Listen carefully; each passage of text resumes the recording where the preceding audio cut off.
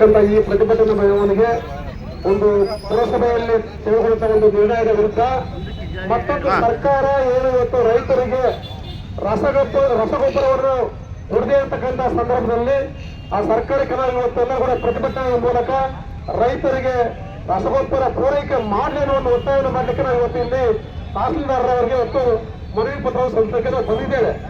ಸರ್ಕಾರ ಎಲ್ಲ ರಂಗಗಳಲ್ಲಿ ವಿಫಲರಾಗಿದ್ದು ಇವತ್ತು ವ್ಯವಸಾಯ ಮಾಡಲಿಕ್ಕೆ ರೈತರಿಗೆ ರಸಗೊಬ್ಬರ ತುಂಬಾ ಅಗತ್ಯವಾಗಿ ಬೇಕಾಗಿದೆ.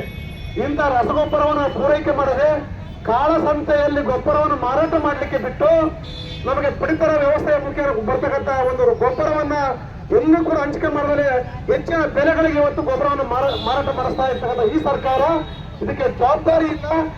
ಕೇಂದ್ರ ಸಚಿವರು ಇವತ್ತೇನು ಅವರೊಂದು ಮಾತು ಹೇಳ್ತಾರೆ, ನಾವು ಸಪ್ಲೈ ಮಾಡಿದ್ದೀವಿ, ರಾಜ್ಯ ಸರ್ಕಾರ ಇದರ ಹೊಣೆಗಾರಿಕೆಯನ್ನು ಸರಿಯಾಗಿ ನಿರ್ವಹಣೆ ಮಾಡಿಲ್ಲ ಅನ್ನೋ ವಿಚಾರವನ್ನು ಕೇಂದ್ರ ಸರ್ಕಾರ ಹೇಳ್ತಾ ಇದೆ. ರಾಜ್ಯ ಸರ್ಕಾರ ಅವರ ಮೇಲೆ ಒಂದು ದೋಷಾರೋಪಣೆ ಈ ಕೆಲಸವನ್ನು ಮಾಡಿ ಇವತ್ತು ರೈತರನ್ನು ಇವತ್ತು ಬಹಳ ಸಂಕಷ್ಟಕ್ಕೆ ಸಿಲುಕಿಸಿರ್ತಕ್ಕಂಥ ಈ ಒಂದು ಸಂದರ್ಭದಲ್ಲಿ ನಮ್ಮ ಪಕ್ಷದ ವತಿಯಿಂದ ನಾವು ಪ್ರತಿಭಟನೆಯನ್ನು ಹಮ್ಮಿಕೊಂಡು ಸರ್ಕಾರಕ್ಕೆ ತಹಸೀಲ್ದಾರ್ ಅವರ ಮುಖೇನ ಒಂದು ಮನವಿಯನ್ನು ಸಲ್ಲಿಸಿ ಗೊಬ್ಬರವನ್ನು ಆದಷ್ಟು ಬೇಗ ರೈತರಿಗೆ ಸರಬರಾಜು ಆಗುವ ನಿಟ್ಟಿನಲ್ಲಿ ನೀವು ಕೆಲಸ ಮಾಡಬೇಕಂತ ಬಿಟ್ಟು ಮನವಿಯನ್ನು ಸಲ್ಲಿಸಲಿಕ್ಕೆ ನಾವು ಬಂದಿದ್ದೇವೆ.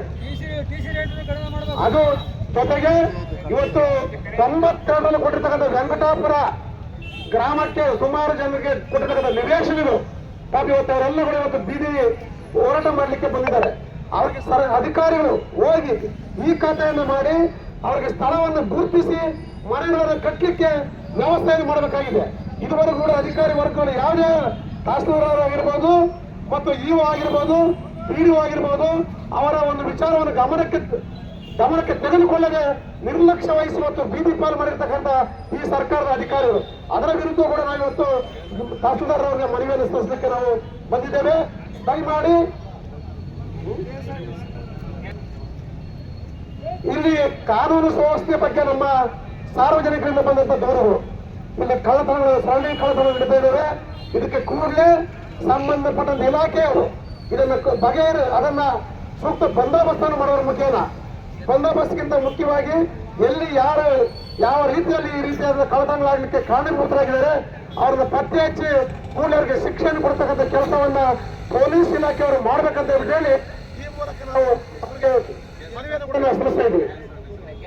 ಸಭೆಯ ಕುಮಾರಸ್ವಾಮಿ ಬಡಾವಣೆಯ ಹೆಸರನ್ನು ಬದಲಾಯಿಸಿ ಆ ವಿಚಾರದಲ್ಲಿ ಇವತ್ತು ಪುರಸಭೆಯನ್ನು ಮುತ್ತಿಗೆ ಹಾಕಿದ್ದೇವೆ. ಅಲ್ಲಿರ್ತಕ್ಕಂಥ ಅಧ್ಯಕ್ಷರು ಮತ್ತು ಅಧಿಕಾರಿಗಳು, ಪುರಸಭಾ ಅಧಿಕಾರಿಗಳು ಯಾವುದೇ ಕಾರಣಕ್ಕೂ ಅದನ್ನು ಚೇಂಜ್ ಮಾಡಲ್ಲ ಅಂತಕ್ಕಂಥ ಒಂದು ಭರವಸೆಯನ್ನು ನಾವು ಕೊಟ್ಟಿರೋದ್ರಿಂದ ನಾವು ಅಲ್ಲಿಂದ ವಾಪಸ್ ಬಂದಿದ್ದೇವೆ. ಮತ್ತು ಈಗ ತಹಸೀಲ್ದಾರ್ ಕಚೇರಿಗೆ ಮುಂದೆ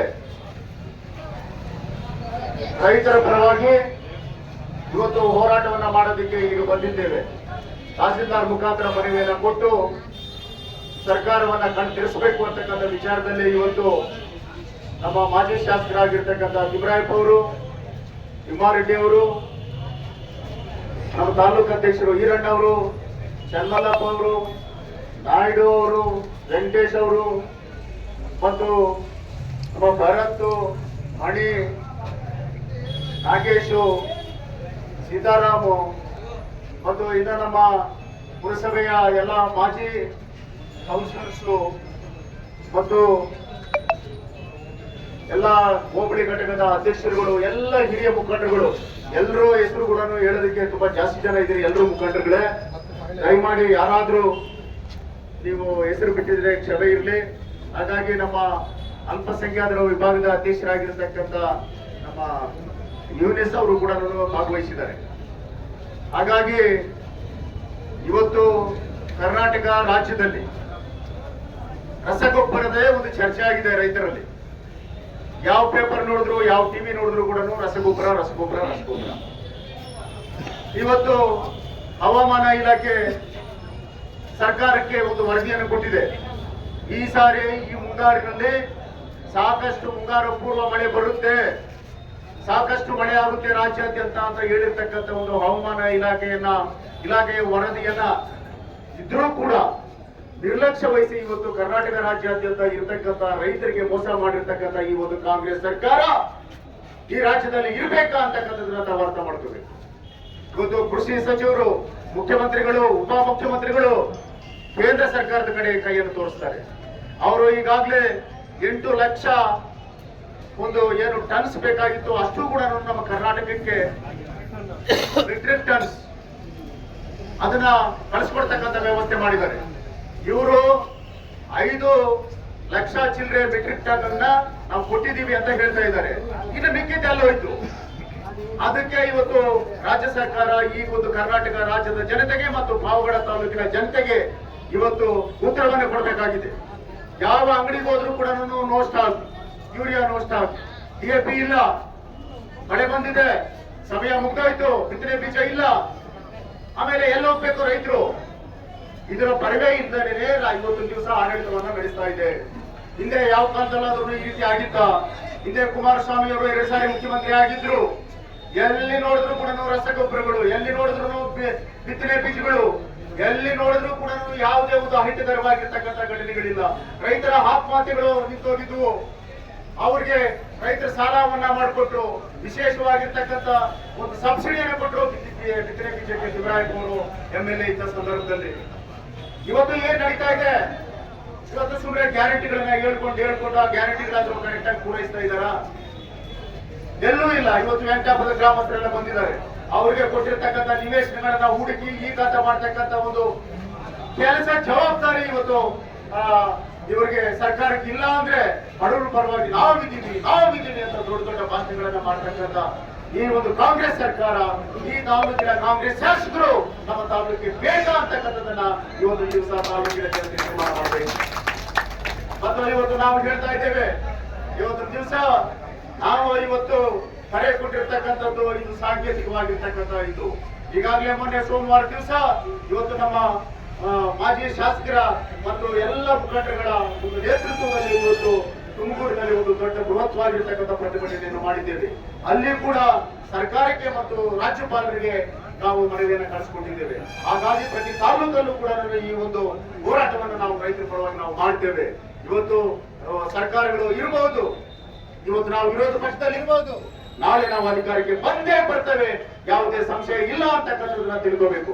ಅವತ್ತು ನಾವು ತೋರಿಸ್ತೀವಿ. ನಮ್ಮ ಪೂಜ್ಯ ದೇವೇಗೌಡರು, ಕುಮಾರಸ್ವಾಮಿ ಅವರು ಮೈತ್ರಿ ಸರ್ಕಾರ ಬರುತ್ತೆ, ಈ ರಾಜ್ಯಕ್ಕೆ ಏನೇನು ಕೊಡಬೇಕು, ಯಾವ ರೀತಿ ಆಡಳಿತವನ್ನು ನಡೆಸಬೇಕು ಅಂತಕ್ಕಂಥದ್ದನ್ನ ಅವರ ಮಾರ್ಗದರ್ಶನದಲ್ಲಿ ನಾವು ಕರ್ನಾಟಕ ರಾಜ್ಯದ ಅಭಿವೃದ್ಧಿಯನ್ನು ಪಡಿಸ್ತೇವೆ. ಅವತ್ತು ಇವರಿಗೆ ನಾಚಿಕೆ ಆಗ್ಬೇಕು, ಕಾಂಗ್ರೆಸ್ನವರಿಗೆ ನಾಚಿಕೆ ಆಗ್ಬೇಕು. ಇವತ್ತು ರೈತರ ಗೋಳು ಇಸ್ಕೊಳ್ತಾ ಇದ್ದಾರೆ, ಒಂದ್ ಕಡೆ ಬಡವರ ಗೋಳು. ಇವತ್ತು ಎಲ್ಲಿ ನೋಡಿದ್ರು ಬಯಲುಸೀಮೆ ಪ್ರದೇಶದಲ್ಲಿ ಇವತ್ತು ನೆನ್ನೆ ಮಳೆ ಬರ್ತಾ ಇದೆ. ಇಲ್ಲಿವರೆಗೂ ಕೂಡ ಕೆಲವು ಕಡೆ ನೀರಿನ ಅಭಾವ ಇದೆ, ಆಮೇಲೆ ಬೇರೆ ಬೇರೆ ಸಮಸ್ಯೆಗಳಿದ್ದಾವೆ. ಇವತ್ತು ಎಲ್ಲ ಕಡೆನೂ ಇವತ್ತು ಫೇಲ್ಯೂರ್ ಆಗಿರ್ತಕ್ಕಂಥದ್ದು. ಉತ್ತರ ಕರ್ನಾಟಕದಲ್ಲಿ ಇವತ್ತು ನೆರೆ ಬಂದು ಊರುಗಳಿಗೆ ಕೊಚ್ಕೊಂಡು ಹೋಗಿದ್ದಾವೆ. ಅಲ್ಲಿ ಕೂಡ ನ್ಯಾಯ ಒಂದು ಪರಿಹಾರವನ್ನು ಕೊಟ್ಟಿಲ್ಲ ಈ ಒಂದು ಕಾಂಗ್ರೆಸ್ ಸರ್ಕಾರ. ಸುಮ್ಮನೆ ಹೇಳ್ಕೊಂಡು ಹೋಗ್ತಾ ಇದ್ದಾರೆ. ಈ ಸರ್ಕಾರ ಜಾಸ್ತಿ ದಿವಸ ಉಳಿಯೋದಿಲ್ಲ. ಈಗಾಗಲೇ ಗುಂಪುಗಳನ್ನ ಮಾಡ್ಕೊಂಡಿದ್ದಾರೆ. ಘೋಷಣೆ ಏನ್ ಇವತ್ತು ನಮ್ಮ ಜಿಲ್ಲೆಯ ಶಾಸಕರಾಗಿರ್ತಕ್ಕಂಥ TN ರಾಜಣ್ಣ ಅವರು ಸೆಪ್ಟೆಂಬರ್ ಕ್ರಾಂತಿ ಆಗ್ತಾರೆ ಅಂತ ಹೇಳಿದ್ದಾರೆ. ಇದು ಯಾವುದೇ ಕಾರಣಕ್ಕೂ ನಿಲ್ಲೋದಿಲ್ಲ. ಸೆಪ್ಟೆಂಬರ್ ಅಥವಾ ಡಿಸೆಂಬರ್ ಅಲ್ಲಿ ಈ ಸರ್ಕಾರ ಬಿತ್ತೋಗುತ್ತೆ, ಮುಂದೆ ಮೈತ್ರಿ ಸರ್ಕಾರಗಳು ಬರ್ತವೆ ಅಂತಕ್ಕಂಥದ್ದನ್ನ ಈ ಸಂದರ್ಭದಲ್ಲಿ ಹೇಳಿ, ಮತ್ತು ಈ ಒಂದು ಪ್ರೊಟೆಸ್ಟ್ಗೆ ಬಂದಿರತಕ್ಕಂಥ ಎಲ್ಲರಿಗೂ ಕೂಡ ಮಾತ್ರ ಒಂದನೇ ಮಾಡತಕ್ಕಂಥ ವ್ಯವಸ್ಥೆಯನ್ನು ಮಾಡ್ತಾ ಇಲ್ಲ. 4 ಲಕ್ಷಗಳನ್ನು ಕೇಳ್ತಾ ಇದ್ದಾರೆ. ಮತ್ತು ಇವತ್ತು ಈಗ ಅದಕ್ಕಿಂತ ಮೊದಲು ವೆಂಕಟೇಶ್ ಬಾಡು ಬಂದಿದ್ರು, ಒಂದು ಫಂಕ್ಷನ್ ನಡೆಯಿತು. 1000 ಕೋಟಿ ಅಂತ ಹೇಳ್ಬಿಟ್ಟು ಎಲ್ಲ ಹೇಳಿದ್ದು ಘೋಷಣೆ ಮಾಡಿದ್ದಾರೆ. ಇಲ್ಲಿ 1000 ಕೋಟಿ ಇಲ್ಲ, 100 ಕೋಟಿ ಇಲ್ಲ, 100 ಕೋಟಿನೂ ಇಲ್ಲ. 15,500 ಚಿಲ್ಲರೆ ಕೋಟಿ ಅಂತ ಅನೌನ್ಸ್ ಮಾಡಿದ್ರು. ಮೊನ್ನೆ ಎಲೆಕ್ಷನ್ ಭಾಷಣ ಮಾಡ್ತಾ ಇದ್ರೆ ಮೊನ್ನೆ ಮುಖ್ಯಮಂತ್ರಿಗಳು ಎಲೆಕ್ಷನ್ ಬಂದೈತೆ. ಆ ವೆಂಕಟೇಶ್ ಅವ್ರಿಗೆ MLA ಅವ್ರಿಗೆ ಉಳಿದು ಏನಾಗ್ಲಿಲ್ಲ, ರಸ್ತೆಗಳು ಇಲ್ಲ, ಒಂದ್ ಮನೆ ಕೊಡಕ್ಕಾಗ್ಲಿ ಇದುವರೆಗೂ. ಕರೆಂಟು ಇಲ್ಲಿ ಸೋಲಾರ್ ಅಲ್ಲಿ ಬರೋ ಎಲ್ಲ ದುಡ್ಡೆಲ್ಲ ತಗೊಂಡು ಹೋಗಿ ಬೇರೆ ಕಡೆ ಎಲ್ಲ ಹಾಕಿದ್ದಾರೆ. ಸೋಲಾರ್ ರೈತರಿಗೂ ಅವ್ರಿಗೆ ಉದ್ಯೋಗ ಕೊಟ್ಟಿಲ್ಲ. ಯಾವ್ದನ್ನ ಎಲ್ಲ ನಾವು ಹೋಗ್ಲಿ, ಯಾವ ಊರಾಗ ಹೋಗ್ಲಿ, ರಸ್ತೆಗಳೆಲ್ಲ ನೋಡ್ರಿ, ಮಳೆ ಬಂದು ಹದಗೆಟ್ಟು ಹಾಳಾಗಿದ್ದಾರೆ. ಯಾವ ಕೆಲಸಗಳು ನಾನು ನಡೀತಾ ಇಲ್ಲ.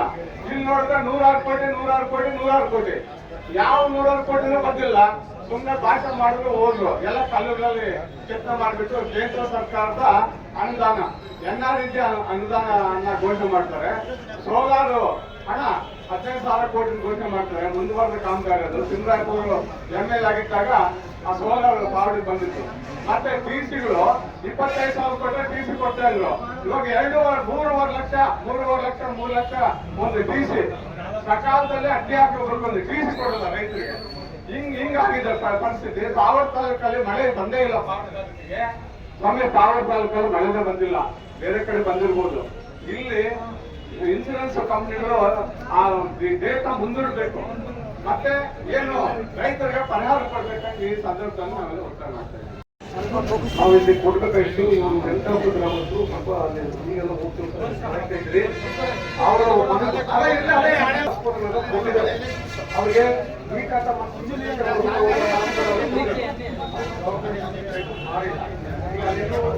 ಜಮೀನಿನ ಅವಶ್ಯಕತೆ, ಜಮೀನು ಬಹಳಷ್ಟು ಲಭ್ಯ ಇದೆ. ಆ ಲಭ್ಯ ಇರ್ತಕ್ಕಂಥದ್ದು ಆ ಜಮೀನ್ದಾರ ಮಾಲೀಕರು ಯಾರಿಗಾರು ಅವರನ್ನು ಕೂತು ಈ ಅಕ್ಕಪಕ್ಕ ಪಟ್ಟಿರ್ತಕ್ಕಂಥ ಈ ಖಾತೆ ಮಾಡಿ ಅವರ ಅನುಭವಕ್ಕೆ ಬರಬೇಕು ಅಂತ ಹೇಳಿ ಈಗ ಅವರೆಲ್ಲ ಬಂದು ಮನೆ ಮಾಡ್ತಾ ಇದ್ದಾರೆ. ಅದನ್ನು ಕೂಡ ನಾವು ಪಕ್ಷದ ಆ ಒಂದು ಹೋರಾಟ ಕ್ರಮವನ್ನು ತೆಗೆದುಕೊಂಡಿದ್ದೀವಿ. ಅದನ್ನು ಕೂಡ ನಿಮ್ಮ ಮನೆಯಲ್ಲಿ ತೋರಿಸ್ಕೊಬೇಕು ಅಂತ ಹೇಳಿ ಅವಕಾಶ ಮಾಡ್ತಾರೆ. ದೇಶ ಇಲ್ಲಿ ರೈತರೇ ಭಾರತದ ಬೆನ್ನೆಲುಬು ಅಂತ ಹೇಳ್ತಾರೆ. ಅಂತ ರೈತರಿಗೆ ಅವರ ಅವಶ್ಯಕತೆಗೆ ತಕ್ಕಂತೆ ಒಬ್ಬ ಗೊಬ್ಬರ, ಬಿತ್ತನೆ ಬೀಜ ಮುಂತಾದವುಗಳನ್ನ ಪೂರೈಸೋದಕ್ಕೆ ವಿಫಲವಾಗಿರ್ತಕ್ಕಂಥ ಸರ್ಕಾರದ ವಿರುದ್ಧ ಧಿಕ್ಕಾರವನ್ನ ಮಾಡ್ತಾ ಇವತ್ತು ಈ ಒಂದು ಮೆಮೊರಂಡಮ್ ಅನ್ನ ನಮ್ಮ ತಹಶೀಲ್ದಾರ್ ಸಾಹೇಬರಿಗೆ ಸರ್ಕಾರ ಕೊಡುವುದಂತ ಕೇಳ್ಕೊಂಡಿದ್ದೀವಿ. ಕರ್ನಾಟಕ ರಾಜ್ಯಪಾಲರು, ಕರ್ನಾಟಕ ರಾಜಭವನ ಬೆಂಗಳೂರು ಗೌರವಾನ್ವಿತ ಸಾವಳ ತಾಲೂಕು ತಹಶೀಲ್ದಾರ್ ಮುಖಾಂತರ ಗೌರವಾನ್ವಿತ ರಾಜ್ಯಪಾಲರ ರಾಜ್ಯದಲ್ಲಿ ಕಳೆದ 2 ವರ್ಷಗಳಿಂದ ಅಧಿಕಾರ ನಡೆಸುತ್ತಿರುವ ಕಾಂಗ್ರೆಸ್ ಸರ್ಕಾರ ರಾಜ್ಯದ ರೈತರ ಸಮಸ್ಯೆಗೆ ಮತ್ತು ಮಳೆ ಹಾನಿ ಹಾಗೂ ನೆರೆಹಾವಳಿಯಿಂದ ಹಾಗೂ ಮಳೆ ಕೊರತೆಯಿಂದ ಬಾಧಿತವಾದ ರೈತರ ಮತ್ತು ನೊಂದ ಸಂತ್ರಸ್ತರಿಗೆ ಪರಿಹಾರ ನೀಡುವಲ್ಲಿ ಸಂಪೂರ್ಣವಾಗಿ ವಿಫಲವಾಗಿರುವ ಬಗ್ಗೆ ಮನವೊಲಿಸಲಿಕ್ಕೆ ರಾಜ್ಯದಲ್ಲಿ ಕಳೆದ 2 ವರ್ಷಗಳಿಂದ ಆಡಳಿತ ನಡೆಸುತ್ತಿರುವ ಕಾಂಗ್ರೆಸ್ ಸರ್ಕಾರ ಲಂಚಗೊಳಿತನ, ದುರಾಡಳಿತ ಮತ್ತು ವೈಫಲ್ಯಗಳಿಂದ ರಾಜ್ಯದ ಜನರ ಆಕ್ರೋಶದಿಂದ ಬೇಸತ್ತು ಬಸವಳಿದ್ದಾರೆ.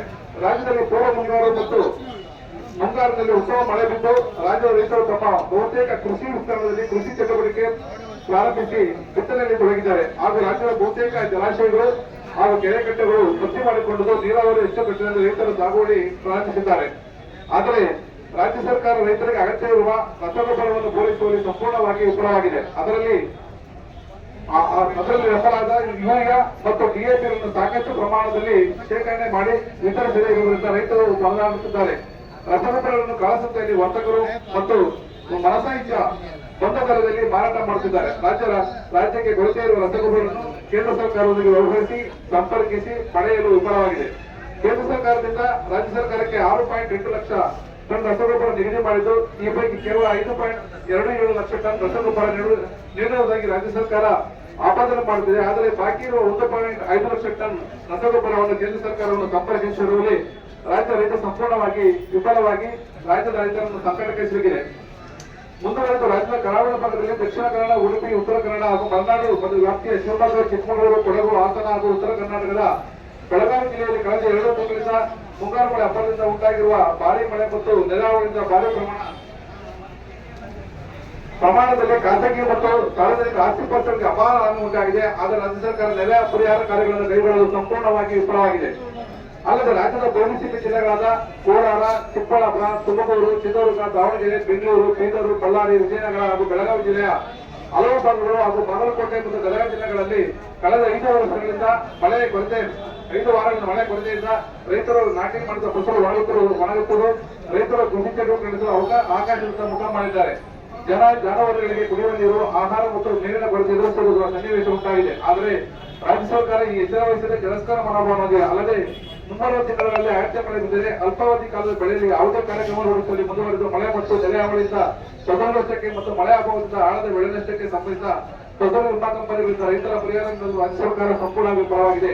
ಈ ಎಲ್ಲಾ ವೈಫಲ್ಯಗಳಿಂದ ರಾಜ್ಯದಲ್ಲಿರುವ ಕಾಂಗ್ರೆಸ್ ಸರ್ಕಾರ ಆಡಳಿತ ನೈತಿಕವಾಗಿ ಅಧಿಕಾರ ಕಳೆದುಕೊಂಡಿದೆ. ಈ ಹಿನ್ನೆಲೆಯಲ್ಲಿ ಗೌರವಾನ್ವಿತ ರಾಜ್ಯಪಾಲರು ರಾಜ್ಯ ಸರ್ಕಾರಕ್ಕೆ ಸೂಕ್ತ ನಿರ್ದೇಶನ ಎಚ್ಚರಿಕೆ ನೀಡಿ ರೈತರ ಸಮಸ್ಯೆ ಹಾಗೂ ನೆರೆಹಾವಳಿಯಿಂದ ನೊಂದ ಸಂತ್ರಸ್ತರಿಗೆ ಹಾಗೂ ಮಳೆ ಅಭಾವದಿಂದ ಫಸಲನ್ನು ಕಳೆದುಕೊಂಡ ರೈತರಿಗೆ ಸೂಕ್ತ ಪರಿಹಾರ ನೀಡಲು ಕ್ರಮ ಕೈಗೊಳ್ಳುವಂತೆ ರೈತರಿಗೆ ಸೂಕ್ತ ಪರಿಹಾರ ನೀಡಲು ಕ್ರಮ ಕೈಗೊಳ್ಳುವಂತೆ ನಿರ್ದೇಶನ ಬೇಕೆಂದು ಕೋರುತ್ತೇವೆ. ಪಾವಗಡ ತಾಲೂಕಿನಲ್ಲಿ ಮಳೆ ಅಭಾವ ತಲೆದೂರಿದೆ. ಬಿತ್ತನೆ ಮಾಡುವ ರೈತರು ಬೆಳೆ ನಷ್ಟದಿಂದ ಕಂಗಾಲಾಗಿರುವ ರೈತರು ಪ್ರತಿ ಎಕರೆಗೆ 20,000 ನಷ್ಟಪರಿಹಾರ ನೀಡಬೇಕೆಂದು ವಿಮೆ ಕಟ್ಟುವ ಕಡೆ ದಿನಾಂಕ 1 ತಿಂಗಳು ಮುಂದೂಡಬೇಕು. ಪಾವಗಡ ರೈತರಿಗೆ ಸಕಾಲಕ್ಕೆ ರಸಗೊಬ್ಬರ ವಿತರಿಸಲು ಕೋರಿದೆ.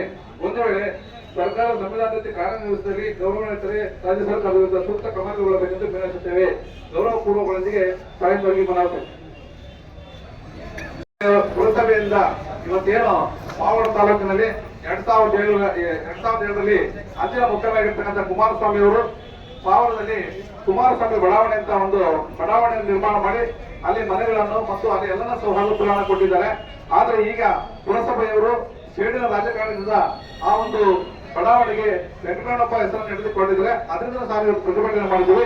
ಅದರ ನಾನು ಇವತ್ತು ತಹಸೀಲ್ದಾರ್ಗೆ ನಾವು ಮನವಿಯನ್ನ ಸಲ್ಲಿಸ್ತಾ ಇದ್ದೀವಿ.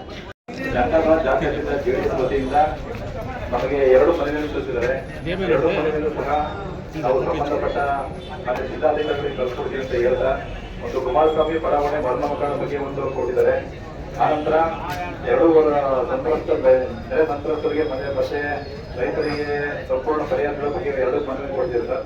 2 ಸಹ ನಾನು ಮಾನ್ಯ ಜಿಲ್ಲಾಧಿಕಾರಿ ಕಳಿಸ್ಕೊಡ್ತೀನಿ ಅಂತ ಈ ಮೂಲಕ ಹೇಳ್ತೀನಿ.